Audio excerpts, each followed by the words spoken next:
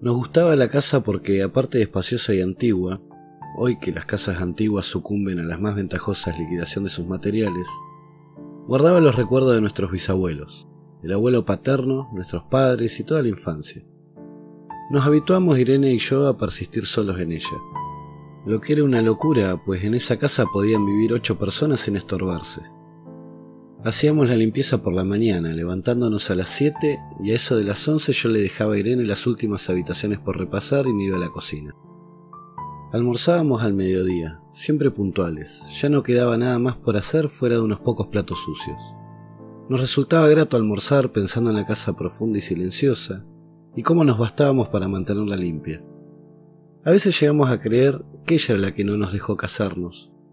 Irene rechazó 2 pretendientes sin mayor motivo, y a mí se me murió María Esther antes que llegáramos a comprometernos. Entramos en los 40 años, y con la inexpresada idea de que el nuestro simple y silencioso matrimonio de hermanos era necesaria clausura de la genealogía sentada por los bisabuelos de nuestra casa. Nos moriríamos allí algún día. Vagos y esquivos primos se quedarían con la casa y la echarían al suelo para enriquecerse con el terreno y los ladrillos. O mejor, nosotros mismos la voltearíamos justicieramente antes de que fuese demasiado tarde. Irene era una chica nacida para no molestar a nadie. Aparte de su actividad matinal, se pasaba el resto del día tejiendo en el sofá de su dormitorio. No sé por qué tejía tanto. Yo creo que las mujeres tejen cuando han encontrado en esa labor el gran pretexto para no hacer nada. Irene no era así. Irene tejía cosas siempre necesarias. Tricotas para el invierno, medias para mí, mañanitas y chalecos para ella. A veces tejía un chaleco y después los destejía en un momento porque algo no le agradaba. Era gracioso ver en la canastilla el montón de lana encrespada resistiéndose a perder su forma de algunas horas. Los sábados yo iba al centro a comprarle lana. Irene tenía fe en mi gusto. Se complacía con los colores y nunca tuve que devolver madejas.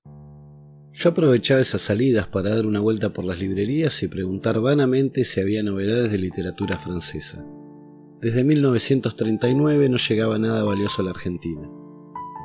Pero es de la casa que me interesa hablar. De la casa y de Irene. Porque yo no tengo importancia. Me pregunto qué hubiera hecho Irene sin el tejido. Uno puede releer un libro, pero cuando un pullover está terminado, no se puede repetirlo sin escándalo. Un día encontré el cajón de abajo de la cómoda de alcanfor lleno de pañoletas blancas, verdes, lila. Estaban con naftalina, apiladas como en una mercería. No tuve el valor de preguntarle a Irene qué pensaba hacer con ellas. No necesitábamos ganarnos la vida. Todos los meses llegaba la plata de los campos y el dinero aumentaba. Pero a Irene solamente la entretenía el tejido. Mostraba una destreza maravillosa y a mí se me iban las horas viéndole las manos como erizos plateados. Agujas yendo y viniendo, y 1 o 2 canastillas en el suelo donde se agitaban constantemente los ovillos. Era hermoso. ¿Cómo no acordarme de la distribución de la casa?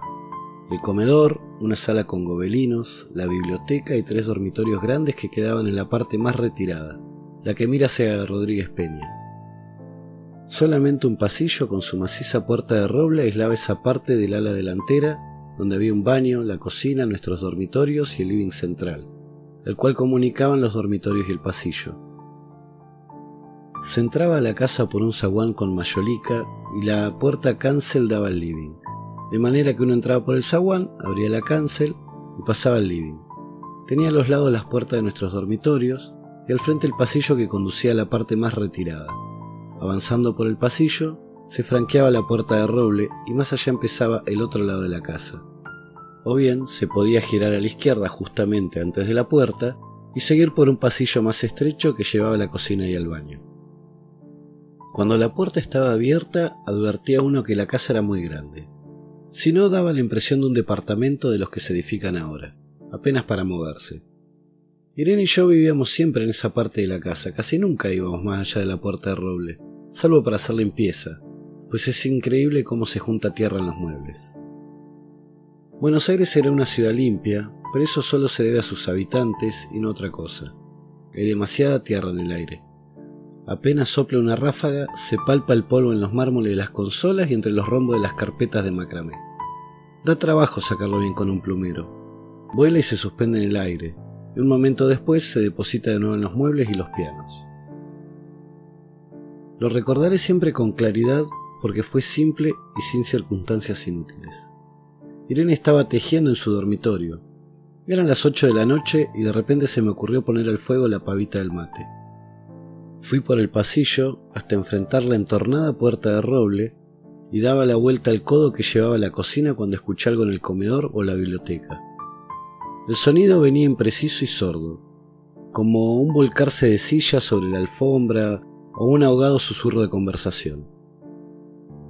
También lo oí al mismo tiempo o un segundo después en el fondo del pasillo que traía desde aquellas piezas hasta la puerta. Me tiré contra la puerta antes que fuera demasiado tarde. La cerré de golpe apoyando el cuerpo. Felizmente la llave estaba puesta de nuestro lado y además corrí el gran cerrojo para más seguridad. Fui a la cocina, calenté la pavita y cuando estuve de vuelta con la bandeja del mate le dije a Irene: tuve que cerrar la puerta del pasillo, han tomado la parte del fondo. Dejó caer el tejido y me miró con sus graves ojos cansados. ¿Estás seguro? Asentí. Entonces, dijo recogiendo las agujas, tendremos que vivir de este lado. Yo cebaba el mate con mucho cuidado, pero ella tardó un rato en reanudar su labor. Me acuerdo que tejí un chaleco gris. A mí me gustaba ese chaleco. Los primeros días nos pareció penoso porque ambos habíamos dejado en la parte tomada muchas cosas que queríamos. Mis libros de literatura francesa, por ejemplo, estaban todos en la biblioteca. Irene extrañaba sus carpetas, un par de pantuflas que tanto la abrigaban en invierno. Yo sentía mi pipa de enebro y creo que Irene pensó en una botella de esperidina de muchos años. Con frecuencia, pero esto solamente sucedió los primeros días, cerrábamos algún cajón de las cómodas y nos quedábamos mirando con tristeza. No está aquí. Y era una cosa más de todo lo que habíamos perdido al otro lado de la casa. Pero también tuvimos ventajas. La limpieza se simplificó tanto que aún levantándose tardísimo, a las 9:30 por ejemplo, no daban las 11 y ya estábamos de brazos cruzados. Irene se acostumbró a ir conmigo a la cocina y ayudarme a preparar el almuerzo. Lo pensamos bien y se decidió esto. Mientras yo preparaba el almuerzo, Irene cocinaría platos para comer fríos de noche. Nos alegramos porque siempre resulta molesto tener que abandonar los dormitorios al atardecer y ponerse a cocinar. Ahora nos bastaba con la mesa en el dormitorio de Irene y las fuentes de comida fiambre. Irene estaba contenta porque le quedaba más tiempo para tejer. Yo andaba un poco perdido a causa de los libros, pero por no afligir a mi hermana me puse a revisar la colección de estampillas de papá, y eso me sirvió para matar el tiempo. Nos divertíamos mucho, cada uno en sus cosas, casi siempre reunidos en el dormitorio de Irene, que era más cómodo. A veces Irene decía: fíjate este punto que se me ha ocurrido. ¿No da un dibujo de trébol? Un rato después, era yo el que le ponía ante los ojos un cuadradito de papel para que viese el mérito de algún sello de Eupen o Malmedy. Estábamos bien, y poco a poco empezamos a no pensar. Se puede vivir sin pensar. Cuando Irene soñaba en voz alta, yo me desvelaba enseguida. Nunca pude habituarme a esa voz de estatua o papagayo, voz que viene de los sueños y no de la garganta. Irene decía que mis sueños consistían en grandes sacudones que a veces hacían caer al cobertor. Nuestros dormitorios tenían el living de por medio, pero de noche se escuchaba cualquier cosa en la casa. Nos oíamos respirar, toser, presentíamos el ademán que conduce a la llave del velador y los mutos y frecuentes insomnios. Aparte de eso, todo estaba callado en la casa.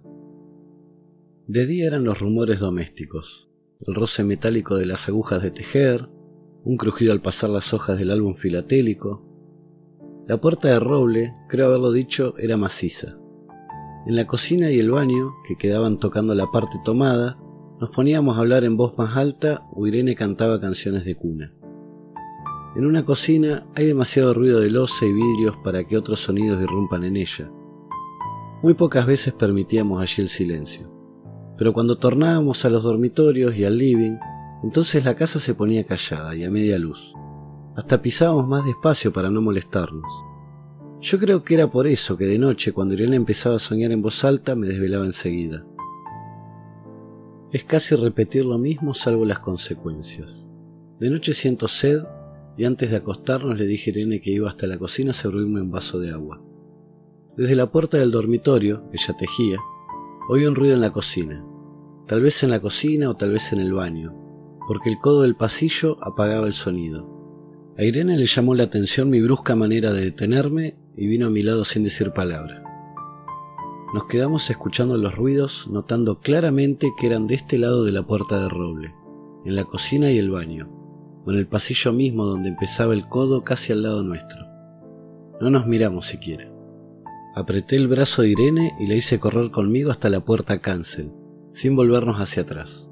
Los ruidos se oían más fuerte, pero siempre sordos, a espaldas nuestras. Cerré de golpe la cancel y nos quedamos en el zaguán. Ahora no se oía nada. Han tomado esta parte, dijo Irene. El tejido le colgaba de las manos y las hebras iban hasta la cancel y se perdían debajo. Cuando vio que los ovillos habían quedado del otro lado, soltó el tejido sin mirarlo. ¿Tuviste tiempo de traer alguna cosa?, le pregunté inútilmente. No, nada. Estábamos con lo puesto. Me acordé de los 15.000 pesos en el armario de mi dormitorio. Ya era tarde ahora. Como me quedaba el reloj pulsera, vi que eran las 11 de la noche.